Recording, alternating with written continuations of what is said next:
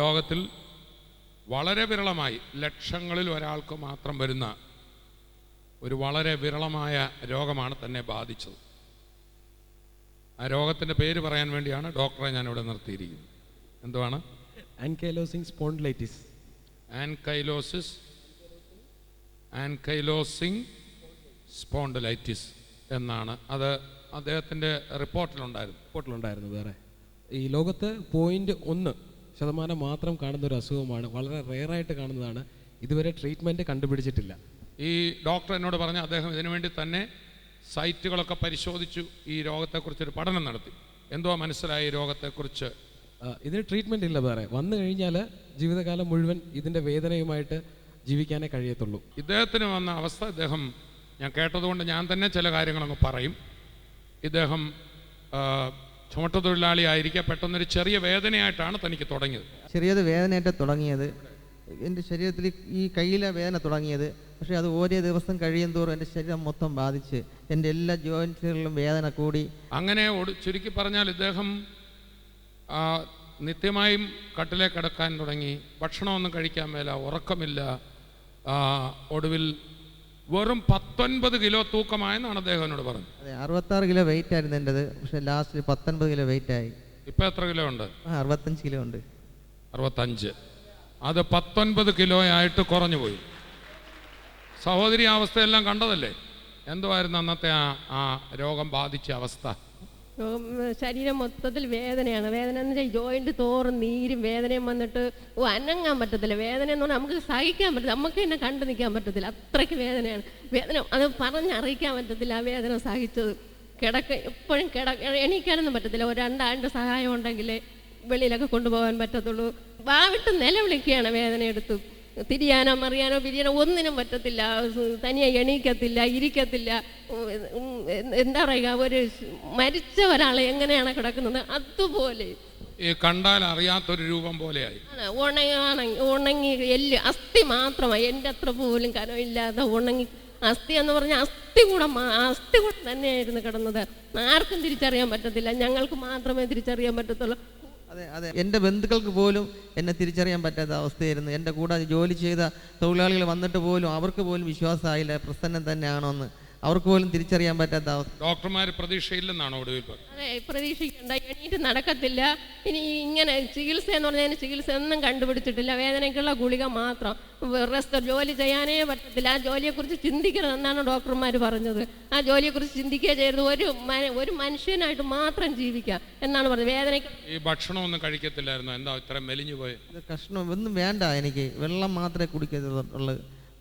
ഒന്നും വേണ്ട എനിക്ക് എന്ന് എങ്ങനെയും മരിച്ചു കിട്ടിയാൽ മതി എന്നുള്ള പ്രതീക്ഷയിൽ ഞാൻ കിടക്കുന്നത്. എന്നെ കൊണ്ട് സ്വയം എണീറ്റ് മരിക്കാനുള്ള ശക്തി പോലും ഇല്ലായിരുന്നു. അങ്ങനെ പറ്റിയെങ്കിൽ അത് ഞാൻ ചെയ്തേനെ. പക്ഷേ ആത്മഹത്യ ചെയ്യാൻ പോലും കഴിയാതിരുന്ന ഈ വ്യക്തിയുടെ അടുക്കൽ നമ്മുടെ തിരുവനന്തപുരത്തെ ആരാധനയ്ക്ക് കൂടുന്ന ഒരു സഹോദരി ഇവിടെ ഉണ്ടോ? എന്നാൽ സഹോദരിയും കൂടി ഞാൻ വന്നേ. ആൻറ്റി താമസിക്കുന്ന വട്ടപ്പറയാണ് താമസിക്കുന്നത്. എൻ്റെ മാമൻ്റെ കൂടെ ജോലി ചെയ്യുന്ന ഒരു ബന്ധു. ഞാൻ ഇത്രയും നാൾ സുഖമില്ലാതെ കിടക്കുന്നത് അവരറിഞ്ഞ് എൻ്റെ അടുത്ത് വിളിച്ച് ചോദിച്ചു. എൻ്റെ ഫോൺ നമ്പർ അവർ കൊടുത്ത്, മാമൻ കൊടുത്ത് എൻ്റെ അടുത്ത് വിളിച്ച് ചോദിച്ചു, പ്രാർത്ഥനയ്ക്ക് ഒരു ദിവസം എൻ്റെ വീട്ടിൽ വരട്ടാന്ന് ചോദിച്ചു. അപ്പോൾ ഞാൻ പറഞ്ഞ് പ്രാർത്ഥനയ്ക്കാണെങ്കിൽ എൻ്റെ വീട്ടിൽ വരണ്ട, പ്രാർത്ഥനയ്ക്കാണെങ്കിൽ എൻ്റെ വീട്ടിൽ വരണ്ട എന്ന് പറഞ്ഞായിരുന്നു. ഞാൻ വീണ്ടും വിളിച്ച് ചോദിച്ചായിരുന്നു, ഒരു ദിവസം വന്ന് പ്രാർത്ഥിക്കട്ടാന്ന് ചോദിച്ചായിരുന്നു. അങ്ങനെ വേണ്ടാന്ന് പറഞ്ഞ് പിന്നെ ഒരു ദിവസം ഇതുപോലെ പറഞ്ഞ് വരാൻ പറഞ്ഞായിരുന്നു. അങ്ങനെ ഒരു ദിവസം അവിടെ പോയി സഹോദരനെ പ്രാർത്ഥിച്ചാൽ പറഞ്ഞ് ഞങ്ങൾ ഹിന്ദു പ്രകാരം ആചരിക്കുന്നവരാണ്, ഞങ്ങൾക്കിതൊന്നും വിശ്വാസമില്ല. ഞാൻ പറഞ്ഞു യേശു കൂടെയുണ്ട്, യേശുവിനെ ഞങ്ങൾ വിശ്വസിച്ചാൽ മതി, സഹോദരൻ്റെ എല്ലാ അസുഖവും കർത്താവ് എടുത്ത് മാറ്റും, പൂർണ്ണ സൗഖ്യം കർത്താവ് തരുമെന്ന് വിശ്വസിക്കാൻ പറഞ്ഞു. എന്നിട്ട് അന്നൊന്നും സഹോദരന് ഇഷ്ടമില്ല. പിന്നെ ഞാനും എൻ്റെ അടുത്ത വീട്ടിലൊരു സഹോദരി, ശ്യാമള സഹോദരൻ, ഞങ്ങൾ വീട്ടിൽ കള്ളം പറഞ്ഞിട്ട് പുണ്ണാക്കെടുക്കാൻ പോകണമെന്ന് പറഞ്ഞുകൊണ്ട് ഞങ്ങൾ ഈ സഹോദരൻ്റെ വീട്ടിൽ പോയി. എനിക്ക് പോകണമെന്നുള്ളൊരു ആവേശമായിരുന്നു. സഹോദരന് വിടുതലുണ്ടെന്ന് എനിക്ക് അറിയാമായിരുന്നു. അങ്ങനെ പോകണമെന്നുള്ളൊരു വിശ്വാസം ഉണ്ടായിരുന്നു.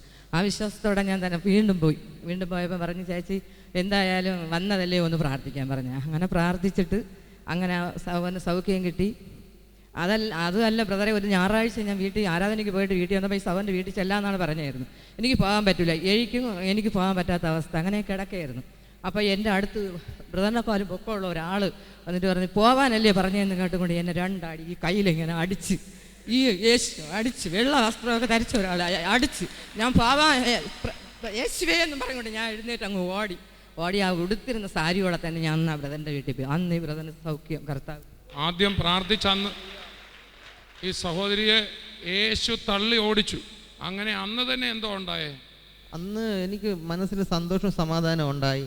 അപ്പോൾ അങ്ങനെ ആൻറ്റി പറഞ്ഞ് പട്ട SN സെൻറ്ററിൽ തിരുവനന്തപുരം അവിടുത്തെ അങ്ങനെ നമ്മുടെ തിരുവനന്തപുരത്തെ ആരാധനയ്ക്ക് കൊണ്ടുവന്നു. അന്ന് സാബു ബ്രദർ അവിടെ ഉണ്ടായിരുന്നു അല്ലേ? സാബു ബ്രദർ കണ്ടതാ, കണ്ണാലെ കണ്ടതാ. ഈ സൗഖ്യം കണ്ണാലെ കണ്ടയാളാണ് സാബു ബ്രദർ. സാബു ബ്രദർ അന്ന് അവിടെ ശുശ്രൂഷ നടത്തിക്കൊണ്ടിരിക്കുകയായിരുന്നു.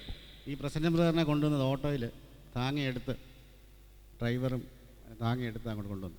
എന്നോട് ഇങ്ങനെ പറഞ്ഞത്, ശരീരം മുഴുവൻ ഒരു സൈസ് ബാൻഡ് ഇട്ട് ചുറ്റി വരിഞ്ഞ് എവിടെയെങ്കിലും കൊണ്ടുപോകത്തുള്ളൂ, കായും കാലും വയനങ്ങാൻ മുഴുവൻ തുണി ഇങ്ങനെ വരിഞ്ഞ് മുറുക്കി അല്ലേ? ആ അതെ, അങ്ങനെ കൊണ്ടുപോകും. അങ്ങനെ കൊണ്ടുപോയി അവിടെ താങ്ങി എടുത്തുകൊണ്ട് ഇരുത്തിയ ആളാണ്. അന്ന് രായമയാൻ്റെയും ബേച്ചാനും ഉണ്ടായിരുന്നു.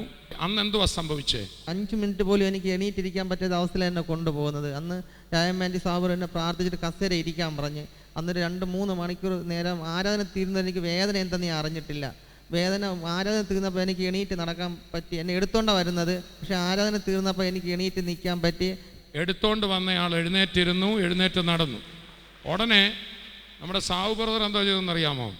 പറഞ്ഞു, അങ്ങനെയാണെങ്കിൽ സൗരൻ ചുമട്ടുതൊഴിലാളിയല്ലേ, ഈ ഇരിക്കുന്ന സ്പീക്കർ അങ്ങോട്ട് എടുത്തുകൊണ്ട് നടക്കാൻ പറഞ്ഞു.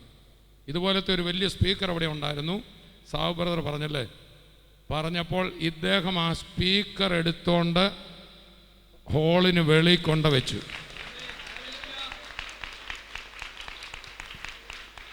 സഹോദരി ആ കാഴ്ച കണ്ടതാണോ? അതാണ്, ഞാനും കൂടെയാണ് വന്നത്. എടുത്ത് വെളിയിൽ, റൂമിൻ്റെ വെളിയിൽ, ഹാളിൻ്റെ വെളിയിൽ കൊണ്ട് വയ്ക്കാൻ പറഞ്ഞ് അവിടെ കൊണ്ട് വച്ചു. അടുത്ത ദിവസങ്ങളായപ്പോൾ ഇദ്ദേഹത്തിന് വിടുതൽ അങ്ങോട്ട് നന്നായിട്ട് വരാൻ തുടങ്ങി. ഒടുവിൽ താൻ പണിത പോത്തൻകോട് മാർക്കറ്റിലെ എല്ലാ ചുമട്ടുതൊഴിലാളികളുടെ ചുമക്കുന്ന ആൾ, അവിടെ എല്ലാവർക്കും അറിയാവുന്ന ആളാണ്. ഒടുവിൽ താൻ തിരിച്ചവിടെ ചെന്നു. ആദ്യം 50 കിലോയുടെ ഒരു ചാക്ക് ചുമന്നു. ഒടുവിൽ 110-115 കിലോയുടെ വരെ ചാക്ക് ചുമക്കുന്ന ആളായി മാറി. ഇന്ന് തിരുവനന്തപുരത്ത് വട്ടപ്പാറയിൽ നമ്മുടെ ശുശ്രൂഷയുടെ മുമ്പിൽ നിൽക്കുകയാണ്. നമ്മളെ കാണുന്നത് ബൈബിൾ കാലത്ത് നടന്ന അതേ അത്ഭുതങ്ങൾ നമ്മുടെ മധ്യത്തിൽ നടന്നുകൊണ്ടിരിക്കുകയാണ്.